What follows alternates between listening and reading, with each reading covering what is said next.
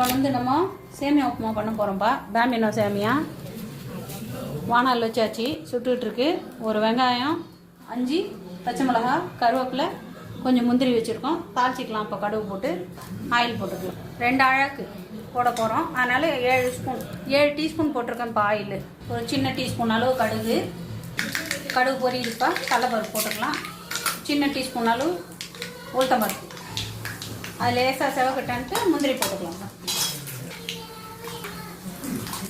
கொஞ்சம் செவந்துடுச்சு. இப்போ நம்ம வெங்காயம் போட்டுக்கலாம்ப்பா. வெங்காயம், பச்சை மிளகாய். வெங்காயம் நல்லா வதங்கிடுச்சுப்பா.